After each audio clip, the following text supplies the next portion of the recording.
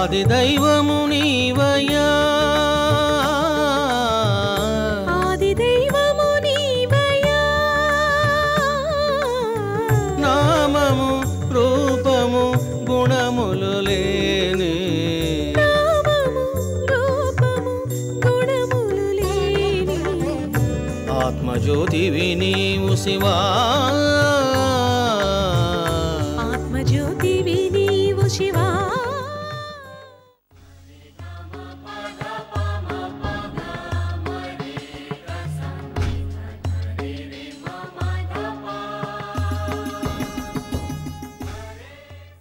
ఒక శ్లోకానికి 4 పాదాలు ఉంటాయి. కాబట్టి 3వ పాదం చూడు అంటున్నాడు. ఏముంది 3వ పాదములో? ఉపదేక్షంతి తే జ్ఞానం అని ఉంది. బాబా అన్నారట, ఈ శ్లోకంలోని 3వ పాదం చూడు. ఈ పాదములో జ్ఞానం అనే పదం ముందు కాస్త విరామం ఉన్నట్లుగా లేదా అన్నాడట. చూడండి, ఆ శ్లోకానికి ముందర కొంత విరామం లేదా అంటున్నాడు. ఉపదేక్షంతి తే జ్ఞానం.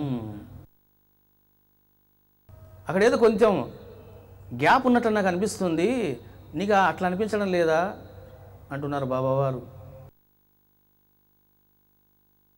ఆ అర్థాన్ని గ్రహించి చూడు ఒకసారి అన్నాడు బాబావారు. చూడండి ఎలా మాట్లాడుతున్నాడు. నువ్వు ఒకసారి 3వ పాదం చూడు. ఉపదేక్షంతితే జ్ఞానం అన్నాడు. There is some gap I'm thinking. మరి నీకు అలా అనిపించడం లేదా గ్యాప్ ఉందని? ఆ వేలో ఒకసారి ఆలోచించు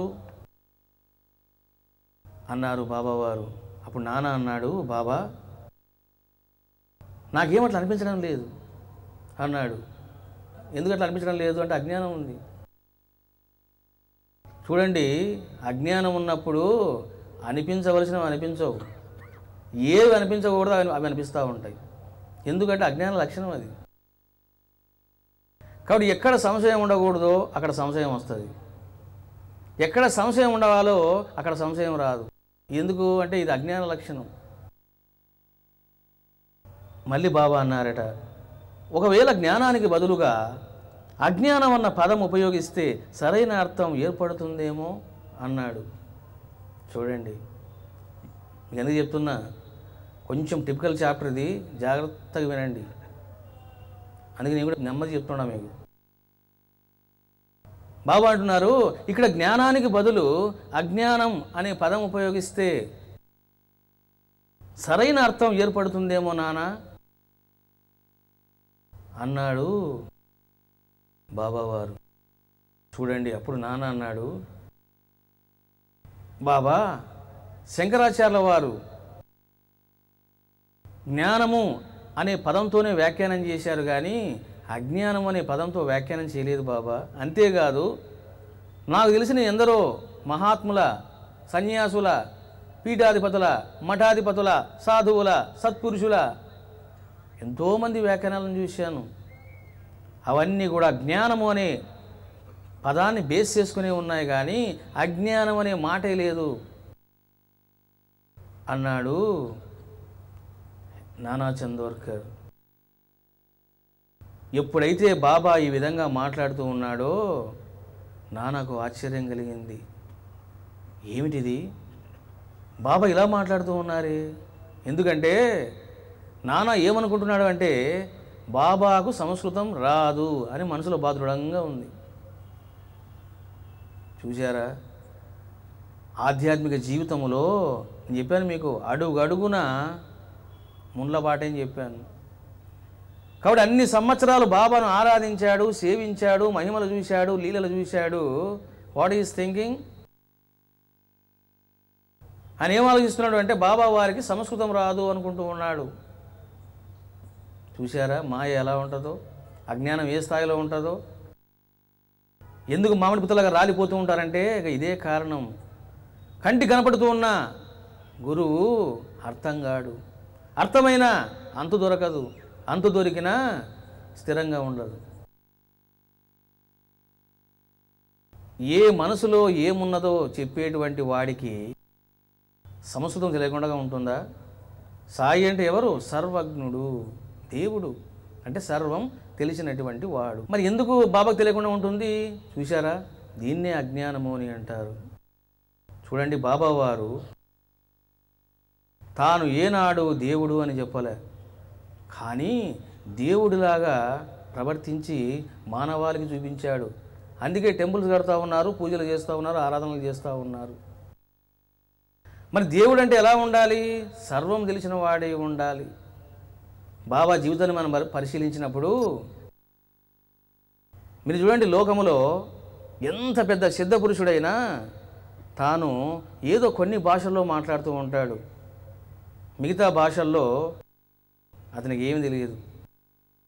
కానీ బాబావారు చూడండి, తెలుగు, హిందీ, ఇంగ్లీషు, అరబ్బీ, ఒరియా, మలయాళం, కన్నడ, మరాఠీ, ఎన్ని భాషలు ఉన్నాయో అన్ని భాషలు అద్భుతంగా మాట్లాడేవాడంట బాబావారు.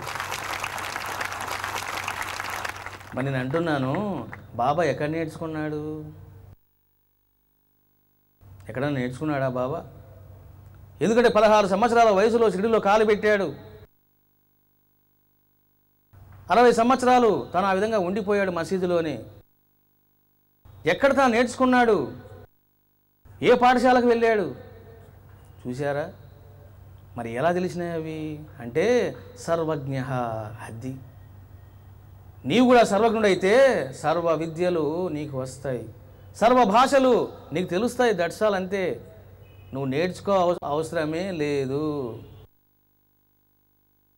శక్తిపాతము నేను చేస్తూ ఉన్నాను. ఎన్నెన్నో దివ్య అనుభవాలు పొందుతూ ఉన్నారు, ఆశ్చర్యపోతూ ఉన్నారు, ఆనందములో రమిస్తూ ఉన్నారు.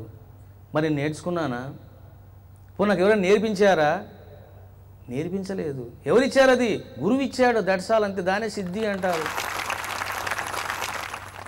ఆయన సిద్ధించింది అంటారు.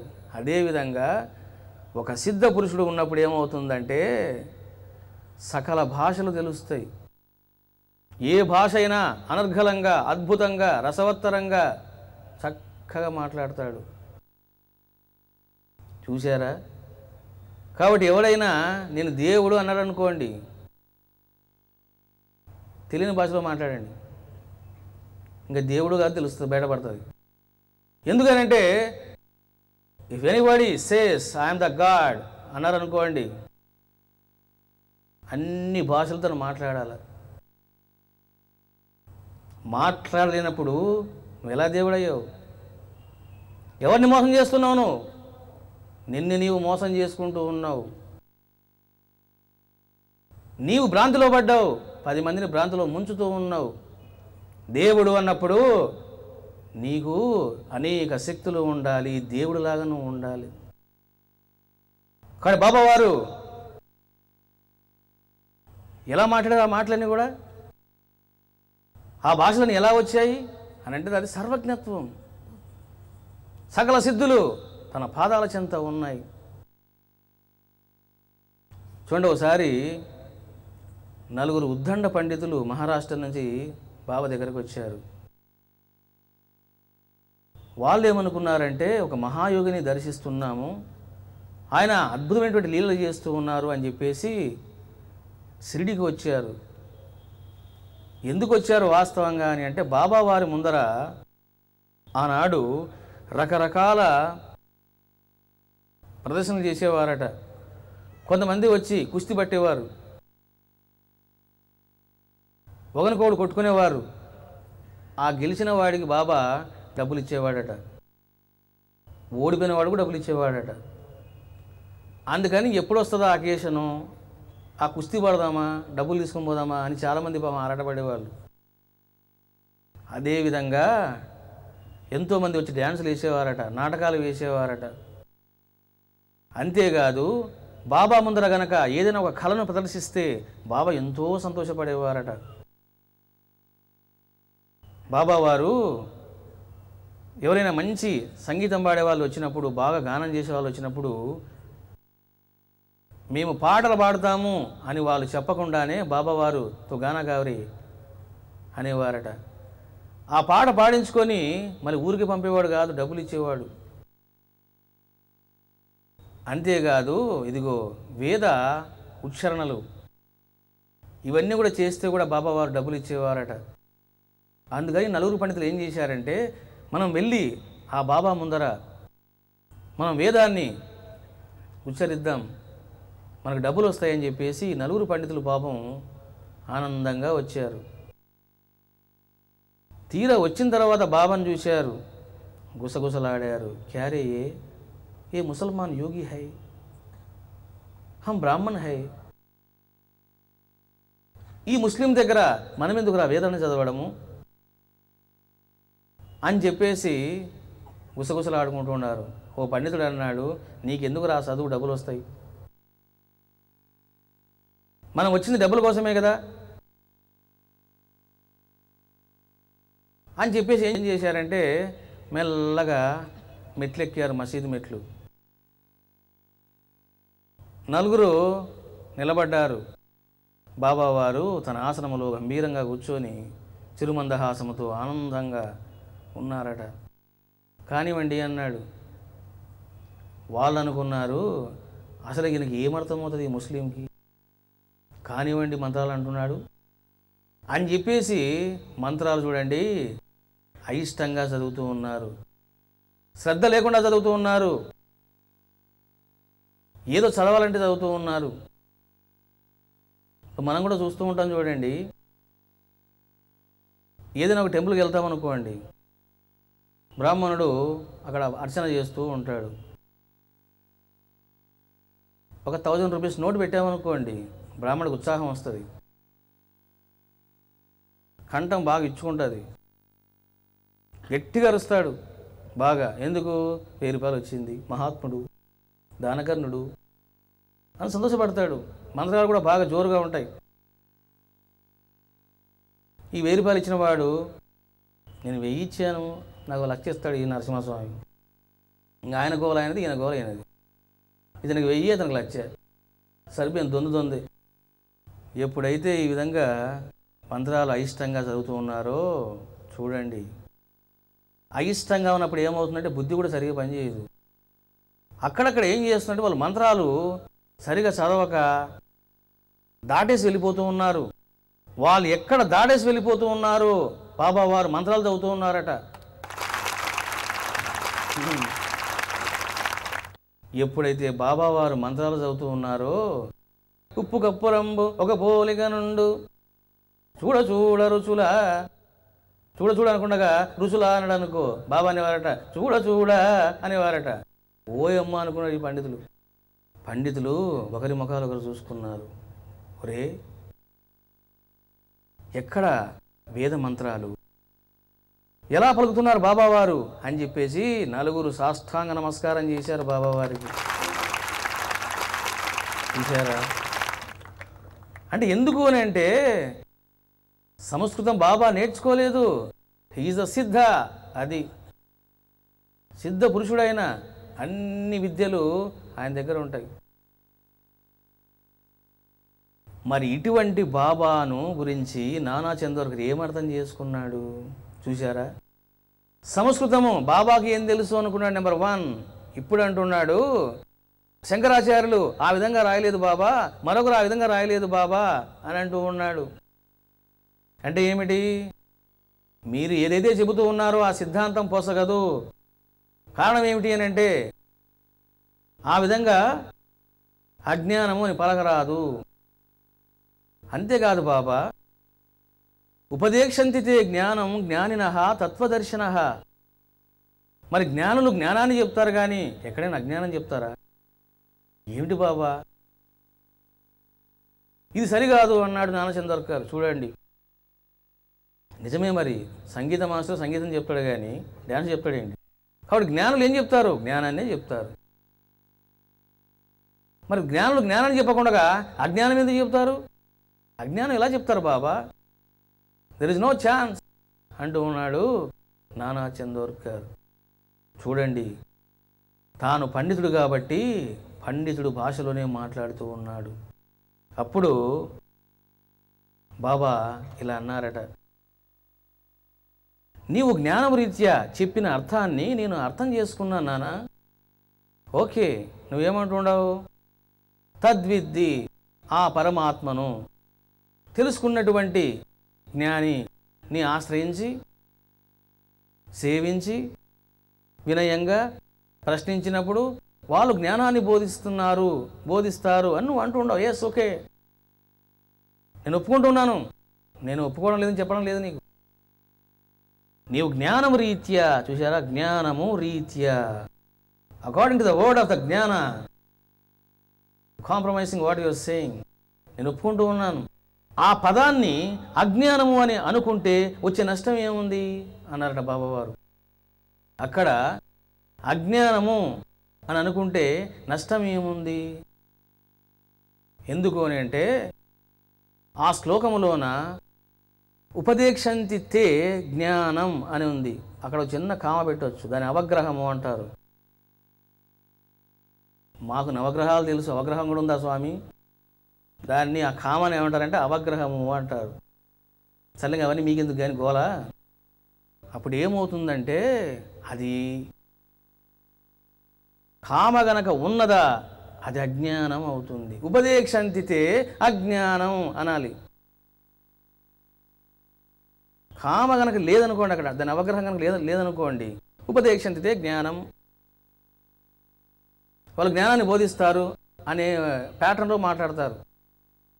అక్కడ కనుక అది ఉందంటే మాత్రం అకారాన్ని యాడ్ చేసుకోవాలి. బాబా అంటున్నారు, ఆ విధంగా అర్థం చేసుకోవడం వల్ల నీకు ఏంటి నష్టం? ఛందస్సు ఏమైనా మారుతుందా? ఛందస్సు మారడం లేదు. ఒకసారి చూసుకో.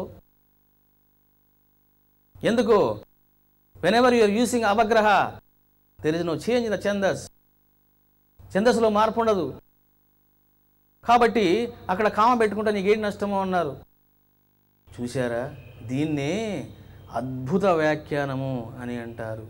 ఎందుకంటే లోకములో ఇప్పటిదాకా భగవద్గీతకు కొన్ని వందల మంది కాదు, కొన్ని వేల మంది వ్యాఖ్యానం చేశారు.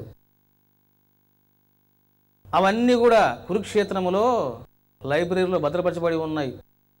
మీరు ఒకసారి కురుక్షేత్రకు వెళ్తే ఆశ్చర్యపోతారు. ఏమిటయ్యా అని అంటే డిఫరెంట్ లాంగ్వేజెస్లో, ఆల్ లాంగ్వేజెస్, భగవద్గీతకు విభిన్న మహాత్ములు వ్యాఖ్యానం చేశారు. ధ్యానము చేయర జీవా, సుఖమును పొందర జీవా, ధ్యానము చేయర జీవా, సుఖమును పొందర జీవా, నిర్గుణుడు నిరాకారుడు, సదానందుడు ఆత్మదేవుడు, నీలోనే ఉన్నాడు జీవా, సాధన చేయర జీవా, ధ్యానము చేయర జీవా.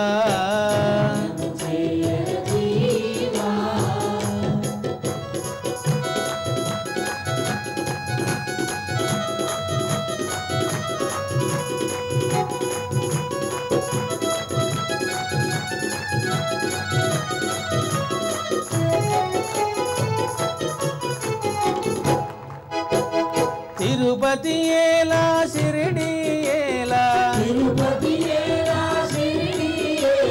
నీలోనే ఉన్నాడు ఆ దైవం, తిరుగుట ఎందుకు తిప్పలు ఎందుకు, మనసును సాక్షిగా చూడరా, మనసును స్థిరముగా నిలుపుమురా, మనసును స్థిరముగా నిలుపుమురా, నీవేరా బ్రహ్మము, నీవేరా బ్రహ్మము, ధ్యానము చేయర జీవా.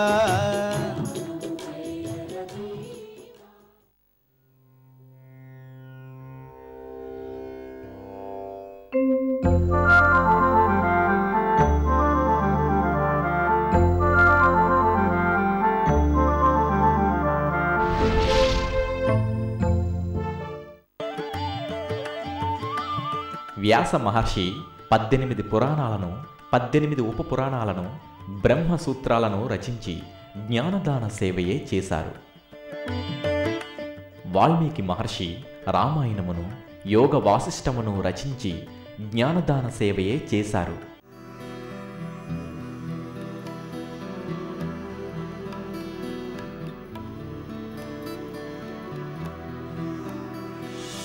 తత్వదర్శి శక్తిపాత సిద్ధ యోగీశ్వరులు శివశక్తి షిరిడీ సాయి అనుగ్రహ మహాపీఠాధిపతి సిద్ధగురు శ్రీ రమణానంద మహర్షి వారి ఆధ్వర్యంలో పరమశివుడి అపార కృపను పొందే అద్భుత అపూర్వ మహాసేవ ఒకే రోజున మిలియన్ గ్రంథాల ఉచిత వితరణ.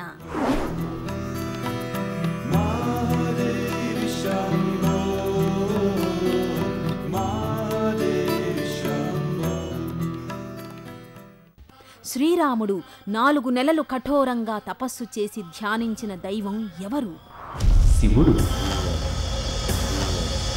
భారతదేశములో కొన్ని వేల చోట్ల శ్రీరాముడు ప్రతిష్ఠించిన దైవం ఎవరు? శివుడు. పరశురామునికి గండ్రగొడ్డలిని ప్రసాదించిన దైవం ఎవరు? శివుడు. పరశురాముడు కొన్ని వేల చోట్ల ప్రతిష్ఠించిన దైవం ఎవరు? శివుడు.